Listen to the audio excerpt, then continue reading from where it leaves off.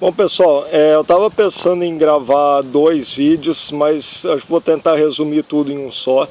Para o seguinte, eu costumo falar de maçonaria e aí sempre vem nos comentários, né? O pessoal falando, você não é maçom, você não sabe o que está falando besteira, de onde você tira isso, cadê as fontes e não sei o que. Para começar, faz anos que eu venho me informando sobre todas essas coisas, então muita coisa eu li faz anos e não sei nem dizer onde que eu vi isso.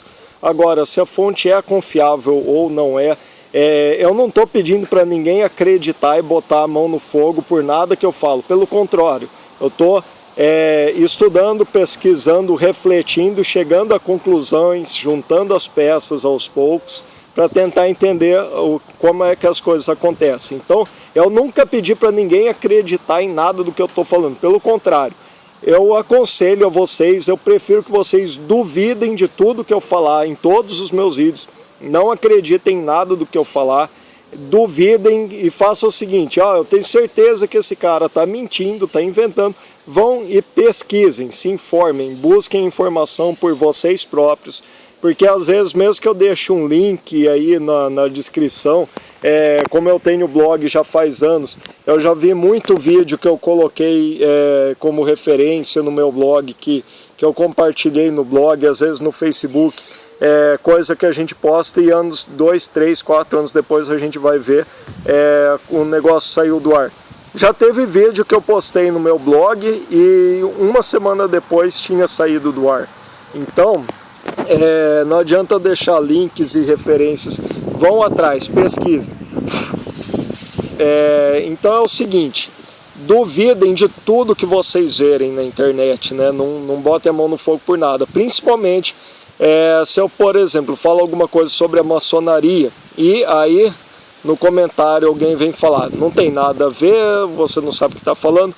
Pessoal, questionem. E a pessoa que está ali me chamando de conspiranoico, de maluco, e quem é essa pessoa? Agora, se eu estou falando alguma coisa sobre a maçonaria e estou denunciando conspirações em que a maçonaria está envolvida, muitas vezes vai vir muito maçom nos comentários também dizer que eu estou falando besteira e que é tudo mentira, que não tem nada a ver. É lógico, né? Se a gente está falando sobre uma conspiração, eles vão se defender. E aí tem muita gente lendo os comentários e tal, que fica na dúvida, né? E, bom, entre o maçom e o não maçom, quem será que conhece a maçonaria melhor?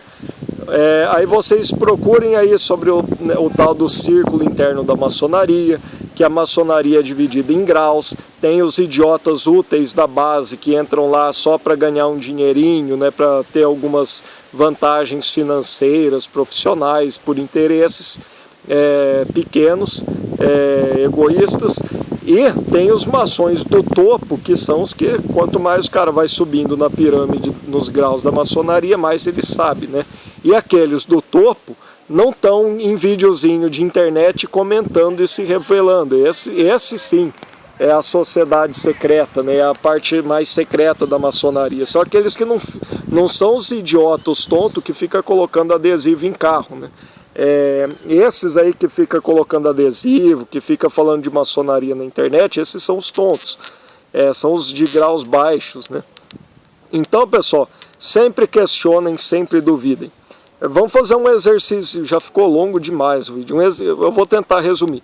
Vamos fazer um exercíciozinho de reflexão, só para vocês pensarem no assunto sobre como a maçonaria é poderosa para influenciar a sociedade, para manipular o mercado, a economia, a favor dos maçons. Para começar, é uma fraternidade, então eles se tratam como irmãos, né? E filho de maçom é sobrinho, né? Então por aí vocês já começam. Tinha um ex-vereador de uma cidade do interior de São Paulo que falava do nepotismo maçônico, né? É proibido o nepotismo na política, mas como é que fica com relação ao nepotismo maçônico? Se eles são irmãos, e para favorecer politicamente, né, para colocar como assessor, né, como para contratar no serviço público, né? Será que faz diferença quando o vereador, o deputado é maçom, ele contrata, né, Tem algum esquema por aí? Não sei, né? Quem sabe? Será que tem aqui no Brasil, né? Do jeito que as coisas são aqui no Brasil? Agora vocês pensem, um exemplo prático. Imagina que um maçom abre um restaurante e os outros maçons, irmãos dele, né? Para prestigiar, para ajudar, e tem muito maçom. Por exemplo, eu sou de uma cidade pequena do interior. Na minha pequena cidade do interior tem 3 lojas, 3 pelo menos prédios, né, de casa, de prédio da maçonaria. Em Campinas eu fiquei sabendo recentemente, eu vi várias, né, andando por lá, até perto de um cemitério maior da cidade. Tem 2, uma do lado da outra. E recentemente eu fiquei sabendo que tem simplesmente 35 lojas da maçonaria só em Campinas. E numa pequena cidade do interior tem 3. Então tem muito maçom, né? Em todo lugar, mesmo nas menores cidades do interior, onde não pode não ter uma loja da maçonaria, mas tem maçom na cidade, com certeza. Então vocês imaginem o poder de uma rede dessa, que é mundial, que tem no mundo inteiro, né? Imaginem a influência disso. Agora vocês imaginem que um maçom abre um restaurante e os outros maçons, para prestigiar, vão lá sempre almoçar, jantar no restaurante dele, né? Porque são irmãos. E aí alguém que não tem noção disso, né?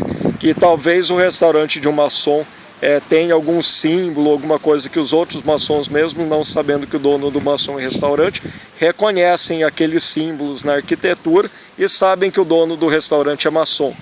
E aí se você está numa cidade diferente, se você não tem referência, você passa a ver um restaurante lotado, bom, aqui deve ser muito bom, né? Você vê um monte de gente comendo lá. E vocês sabem como funcionam as coisas, movimento atrai mais clientela ainda. Se você vê um restaurante lotado, você imagina que a comida ali é boa. E se você não conhece a cidade, está passeando, viajando, você vê 2 restaurantes um do lado do outro. Um lotado e o outro vazio. Você vai no lotado, é lógico, né? Porque se tem muita gente ali é porque deve ser melhor. E às vezes muita gente se empolga, vê um restaurante que às vezes a comida nem é tão boa e cobra caro e pensa, bom, eu posso fazer melhor do que isso, né? Eu cozinho muito bem, minha esposa cozinha muito bem, a gente pode abrir um restaurante, servir uma comida melhor ainda, com bom atendimento e fazer um bom negócio aqui. Mas e se aquele restaurante lá que o dono é maçom vive lotado justamente porque o dono é maçom e porque tem muito maçom na cidade, e aí os maçons da cidade vão lá no restaurante do maçom e levam a família também. E não precisa nem ir todos de uma vez, né? Basta manter o restaurante sempre lotado, né? Sempre bem cheio. Outras pessoas que não fazem ideia de que o dono do restaurante e os outros clientes são maçons, vê o restaurante lotado e vai lá também. E vê um outro do lado vazio, e às vezes aquele outro do lado a comida é melhor, né? Às vezes é mais barato, mesmo com a comida sendo melhor, mas aí você pode até experimentar aquele outro restaurante, mas desconfia, bom, deve ter alguma coisa errada aqui, né? Porque se a comida é melhor e o preço é mais barato, mas ele está vazio enquanto o outro do lado está cheio, né? Então, pessoal, isso aí eu não estou nem falando de uma corrupção, nem de uma coisa que tem algum grande esquema criminoso por trás. É só um pequeno exercício de reflexão para pensar sobre como a maçonaria pode influenciar no mercado, na sociedade, né? Não é nenhuma conspiração. Agora vocês imaginem, né, quantos juízes, eu não sei quantos juízes existem no Brasil. Quantos será que são? Desses juízes brasileiros, quantos são maçons? Quantos advogados existem no Brasil? Desses advogados, quantos são maçons? Qual a diferença, por exemplo? Será que tem diferença quando o advogado é maçom para a causa ser julgada e o juiz sabe que o advogado é maçom? Será que faz diferença? A gente escuta uns boatos aí de vez em quando, né? Um comentário aqui, outro ali, dizendo que faz alguma diferença, né? Por que às vezes a gente vê a justiça julgar de forma tão diferente casos parecidos, né? Será que o acusado, no caso, é maçom? Será que não é? Será que tem alguma diferença quando a gente vê essas discrepâncias, essas diferenças bizarras na justiça brasileira? Será que o fator maçonaria explica essas diferenças? Por que a justiça é cega, mas às vezes conhece um cumprimento secreto, um aperto de mão secreto, né? Será que faz diferença, né? E aí a gente começa a pensar, será que quando um empresário vai fazer um empréstimo num banco e o gerente do banco é maçom e os diretores lá em cima no alto do banco são maçons, será que o fato do empresário ser maçom ou não faz diferença para investir no seu negócio? E quando você pede, por exemplo, você chega numa cidade ou você vai pedir uma recomendação de um serviço que você não vai pedir uma referência para alguém e você não sabe que uma pessoa que você conhece às vezes é maçom e você pede uma recomendação de uma empresa, de um prestador de serviço, provavelmente ele vai te indicar, assim como se ele tivesse um irmão que prestasse aquele serviço, ele ia te falar, olha, meu irmão faz isso, ele é muito bom e tal, te recomendo para ele. Agora, se ele é maçom e ele vai te recomendar para uma empresa que o dono é maçom, para um prestador de serviço que é maçom, para um advogado, para um médico, para um dentista que é maçom. Então, pessoal, vocês vejam como em pequenas coisas, não é à toa que quando o cara entra para a maçonaria, ele está entrando para uma fraternidade mundial muito poderosa e simplesmente isso já ajuda o cara a ganhar dinheiro. E vocês imaginem que para quem faz parte dessa fraternidade, né, quanto mais os membros crescerem economicamente, mais poder social cada membro tiver, mais poder a própria sociedade como um todo tem, né? Então interessa para todos eles que os irmãos cresçam e sejam mais poderosos, influentes e ganhem dinheiro, né? Então vocês façam esses exercícios criativos e pensem sobre isso, né? E militares maçons, delegados maçons, né? Quantos delegados são maçons? Então, é uma questão importante e relevante para toda a sociedade, porque até que ponto, né, a maçonaria influencia, né? Não me interessa se uma pessoa, que a pessoa faz da vida, se é ou não maçom, né? Mas esse fator das pessoas serem maçons começar a influenciar a sociedade como um todo, aí já passa a ser problema nosso, já passa a interessar, né? Alguns membros, é claro que não estou acusando todos de serem desonestos, assim como eu falo quando eu falo, né, a foto mais famosa do Karl Marx, aquela foto-retrato do Karl Marx, que normalmente só mostra o rosto, né? Se você pegar aí no Google a foto inteira, que ele está com a mão por dentro, aquela foto mais popular do Karl Marx, ele está com a mão assim por dentro do paletó, que é um gesto maçônico, né? O Karl Marx com a mão por dentro do paletó, que é um gesto maçônico, e aquilo ali significa que Karl Marx era maçom? Há quem diga que sim, né? Lenin, Stalin, Trotsky, Fidel Castro, né, são maçons. Então, não quer dizer que todos os maçons sejam comunistas, mas que a maçonaria tem alguma coisa a ver com o comunismo. Allan Kardec era maçom. Até que ponto tem influência da maçonaria no espiritismo kardecista, né?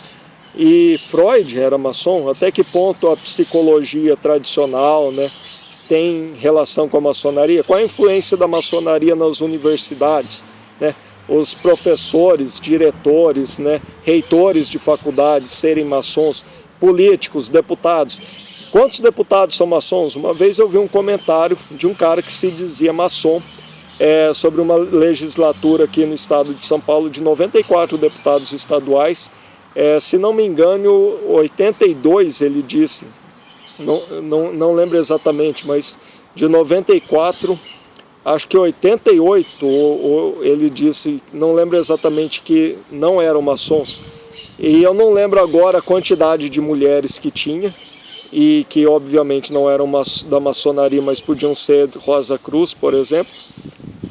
E entre os homens, só 6 não eram maçons. Então, dos deputados federais, né, de quase 500 deputados federais, quantos são maçons? É uma sociedade secreta. porém com uma influência tremenda sobre todo o povo brasileiro, e a gente não sabe quantos desses deputados são maçons. Então, isso importa muito, sim, né? Eles têm uma influência sobre o governo, sobre a administração, que a população geral não tem conhecimento, né? E isso interessa, sim, interessa muito.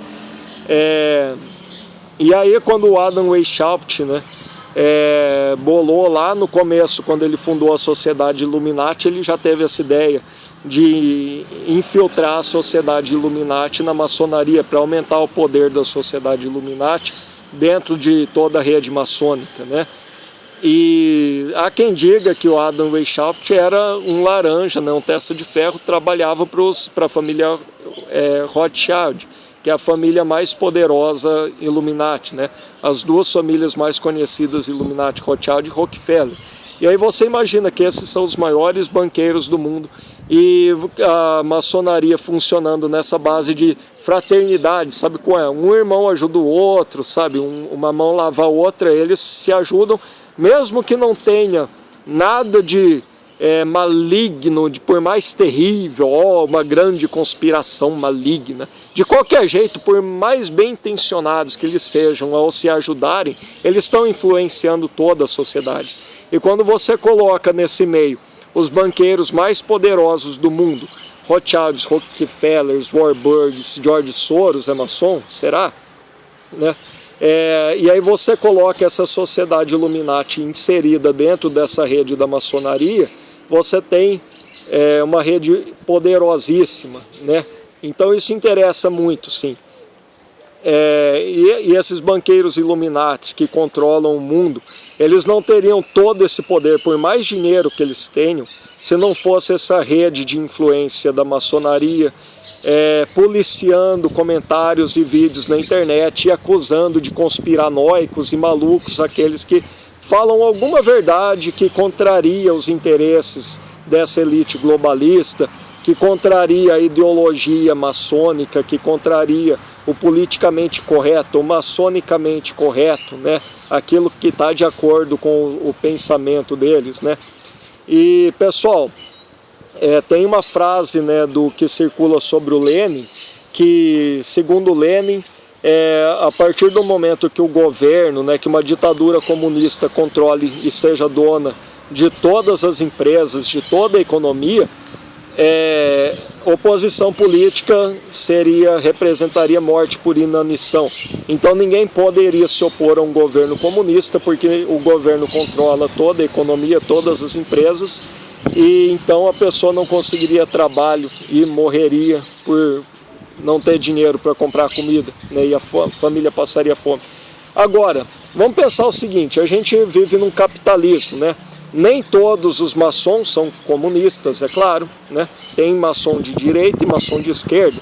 Agora, se a maçonaria tem esse poder todo, tem essa influência toda, mesmo o empresário que não é maçom, tem fornecedores, tem clientes, né? E acaba podendo ser boicotado, né? Assim, incomodar a maçonaria, né? Se for contrário à ideologia politicamente correta, segundo os maçons, segundo os globalistas iluminados, né? Que estão no topo dessa pirâmide, né? Então, a gente vive num mundo capitalista, mas com poder oculto, com forças ocultas, que de uma forma ou de outra, apesar de no papel a gente ter várias empresas com donos diferentes, esses donos, esses sócios, esses acionistas podem ter algo em comum, né? Eles podem fazer parte de uma mesma fraternidade, que no topo dessa pirâmide existe uma elite globalista de banqueiros iluminados que controlam o mundo através dessa rede de influência. E aquela frase do Lenin, há quem diga que Lenin era maçom, né? E eu não duvido nada quando a gente começa a juntar as peças, né? E ligar os pontos para entender como é que o mundo realmente funciona, os poderes ocultos, né? As forças ocultas. Então, quando o governo controla tudo, oposição é morte por inanição. E quando a maçonaria controla tudo, e quando empresários maçons, banqueiros maçons controlam a economia com sua rede de influência? E quem se opõe a isso? Conhecereis a verdade nos libertará. Pessoal, da mesma forma que essa rede, essa irmandade, fraternidade, né? Liberdade, igualdade, fraternidade, né? Ordo ab chao, ordem através do caos, né? Te lembra alguma coisa? Nova ordem através do caos, nova ordem mundial. Ordo ab chao é um lema da maçonaria. Liberdade, igualdade, fraternidade é um lema da maçonaria.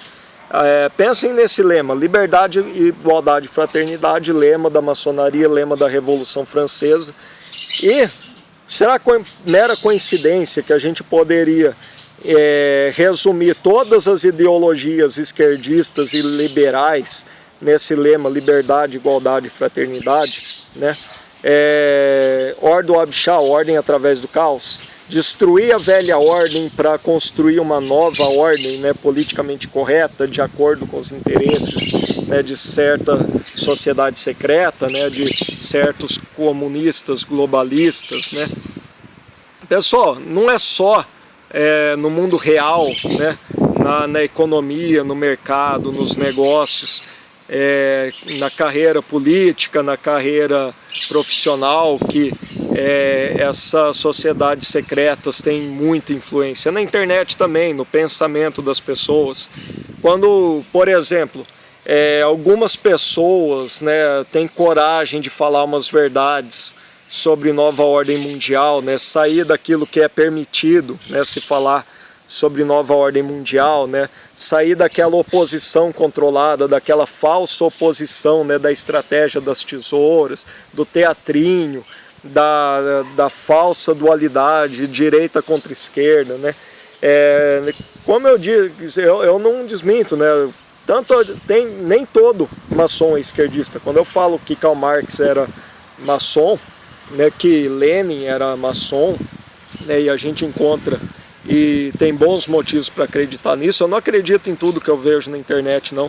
Eu busco, pesquiso e, principalmente, o mais importante, tem cabimento, né, tem coerência, se encaixa na realidade essas informações, né, ou não faz sentido nenhum. Então, pesquisem principalmente a questão da lógica, né? Isso encaixa. Quando você está montando um quebra-cabeças, você vai encaixando as peças e você só sabe se a peça está no lugar certo se ela encaixar e bater as linhas, né, o desenho com as peças que estão do lado. Então, vai montando quebra-cabeças, né, para ver se as peças estão se encaixando, né? Duvidem. É isso que eu faço. É por isso que eu não duvido nada que Lenin e Marx eram maçons, sim, né?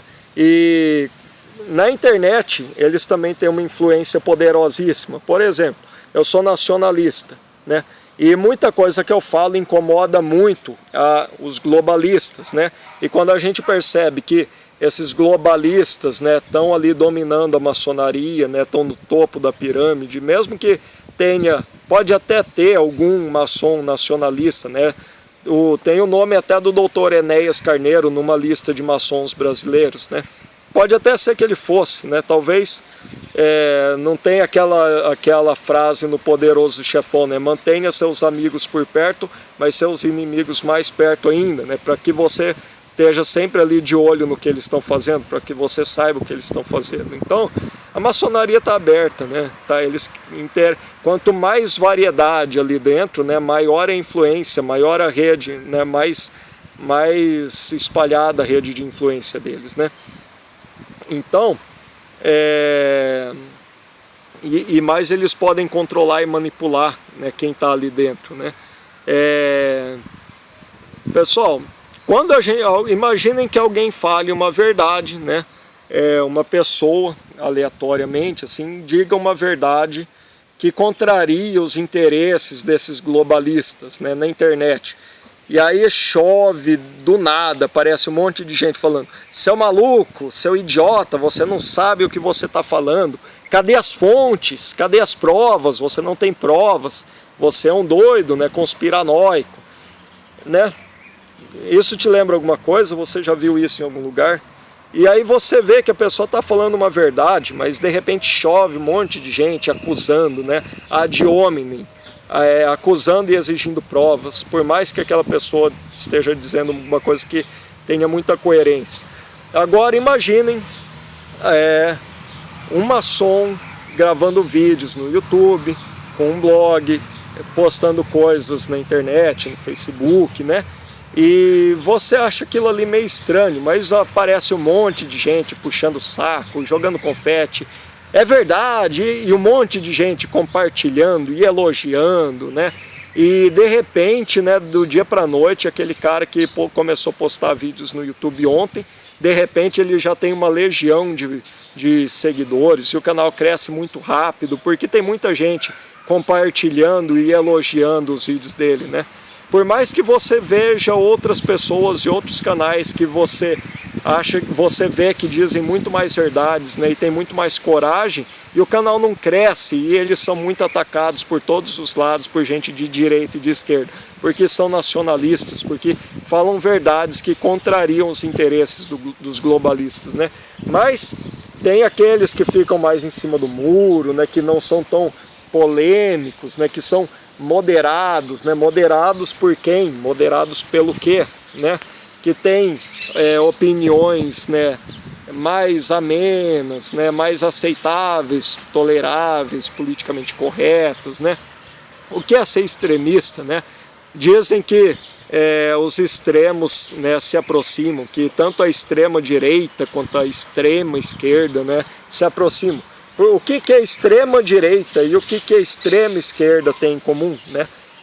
O que é ser extremista? Será que tá fora dos limites, né, do aceitável, do tolerável, do moderado pelos globalistas, pelo topo da pirâmide, né? Tá dentro do aceitável pelos donos do mundo, né? Então pensem, reflitam sobre isso, pessoal. Por que às vezes alguma pessoa que trabalha muito bem, que abre uma empresa, né, e você vê que presta um serviço muito bom, mas não tem tanta clientela e não vai para frente? Por quê? Por que alguns canais, né, não estou falando só do meu não, tem vários por aí, muita gente boa falando umas verdades que incomodam, né, verdades inconvenientes aos donos e controladores do mundo, né, e essas pessoas não têm tanta audiência e, pelo contrário, são atacados por todos os lados, né? Enquanto aqueles moderados, né, certinhos, bonitinhos, né, que fazem parte da panelinha, né, dos globalistas, esses sim, esses não são malucos, né? Eles falam verdades e são elogiados, né? Tem um monte de gente jogando confete e compartilhando e divulgando. Então, pessoal, eu dispenso elogios, eu não quero elogios, eu quero que vocês... Eu estou dando a cara a tapa para falar umas verdades que incomodam muita gente poderosa. Então, eu prefiro muito mais que vocês ajudem a divulgar, não só os meus vídeos, como outros também de gente que dá a cara a tapa, que tem coragem de falar umas verdades, desafiando os donos do mundo, desafiando a elite globalista e os idiotas úteis que servem a essa elite globalista, que estão na base da pirâmide, né? Que não sabem de nada, né?